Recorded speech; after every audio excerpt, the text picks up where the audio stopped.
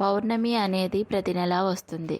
కానీ చైత్ర పౌర్ణమికి మాత్రం సనాతన ధర్మంలో ప్రత్యేక ప్రాముఖ్యత ఉంది. చైత్రమాసం శుక్లపక్ష పౌర్ణమి తిథినే చైత్ర పౌర్ణమి అని అంటారు. తెలుగు సంవత్సరంలో చైత్రం మొదటి నెల కాబట్టి దీన్నే చాంద్రమానం ప్రకారం చైత్ర పౌర్ణమి అని పిలుస్తారు. చైత్ర పూర్ణిమను అదృష్ట పౌర్ణమిగా కూడా పరిగణిస్తారు. ఈరోజు ఉపవాసం ఉండడం వల్ల కోరికలు నెరవేరడమే కాకుండా భగవంతుడిపై అపారమైన అనుగ్రహం పొందవచ్చునని భక్తులు విశ్వసిస్తారు. ఈరోజు చంద్రుడికి ప్రత్యేక పూజలు చేస్తారు. ఈ నేపథ్యంలో చైత్ర పౌర్ణమి అంటే ఏమిటి, ఈ పండుగ ప్రాముఖ్యత గురించి తెలుసుకుందాం.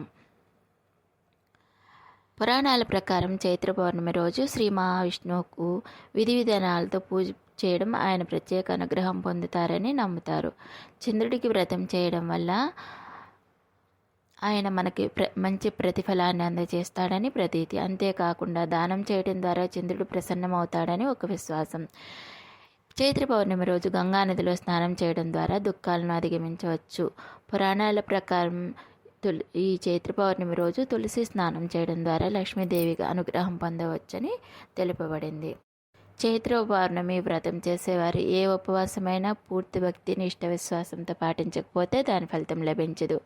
ఇదే నియమం చైత్ర పౌర్ణమిలో కూడా వర్తిస్తుంది. ఇందుకోసం పౌర్ణమి రోజున బ్రహ్మ ముహూర్తంలో స్నానం చేయడం ద్వారా ఉపవాస వ్రతం ఆచరించాలి. ఈ రోజున లక్ష్మీదేవిని పూజించాలి. ఇందుకు కనకదార స్తోత్రం పఠించాలి. అనంతరం రాత్రికి చంద్రుడికి నీరు అర్పించి పూజించాలి. అనంతరం బ్రాహ్మణుడికి ఆహారం దానం చేయాలి లేదా పేద వ్యక్తికి దానం చేయవచ్చు. ఈ విధంగా చేయడం ద్వారా చంద్రుడు సంతోషించి కోరికలను నెరవేరుస్తాడని చెప్తారు.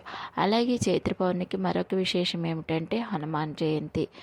చైత్ర పౌర్ణమి సద్గుణ సానుకూల ప్రతిఫలాలను ఇస్తుందని అంటారు.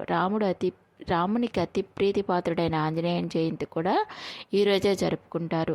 చైత్ర పౌర్ణమిన బజరంగ బలి జయంతి అని కూడా పిలుస్తారు. ఈ రోజున హనుమంతుడిని ప్రత్యేక పూజలు చేస్తారు.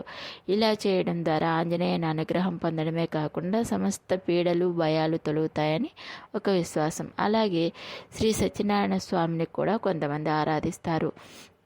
చైత్ర పౌర్ణమి రోజు శ్రీ సత్యనారాయణ స్వామి వ్రతం చేయడం వల్ల విశేషమైన ఫలితం ఉంటుంది. ఈ రోజున ఉపవాస నియమాన్ని కూడా ఆచరిస్తారు. రామాయణం లేదా భాగవత కథను వినలేని వారు సత్యనారాయణ స్వామి కథను కూడా వింటే మంచి ఫలితం లభిస్తుంది. పౌర్ణమి రోజున ఈ కథను ఇంట్లో పూర్తి చేసుకోవడం వల్ల ప్రత్యేకమైన ఫలం లభిస్తుంది. అంతేకాకుండా ఇంట్లో ఆనందం శ్రేయస్సుతో పాటు ఆయురారోగ్య ఐశ్వర్యాలు లభిస్తాయి.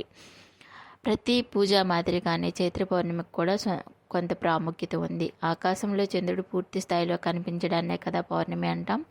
దీని అర్థం చీకటిపై కాంతి యొక్క విజయాన్ని సాధించడం, అంటే చెడుపై మంచి విజయం సాధించడం అని చెప్పుకోవచ్చు. ఈరోజు ప్రత్యేకంగా చంద్రుని పూజించడం వల్ల ప్రత్యేక ప్రయోజనాలు కూడా లభిస్తాయి.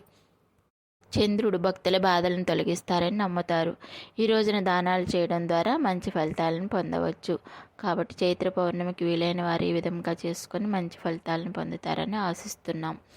మా వీడియో మీకు నచ్చినట్లయితే లైక్ చేయండి, షేర్ చేయండి, మా ఛానల్ని సబ్స్క్రైబ్ చేసుకోండి.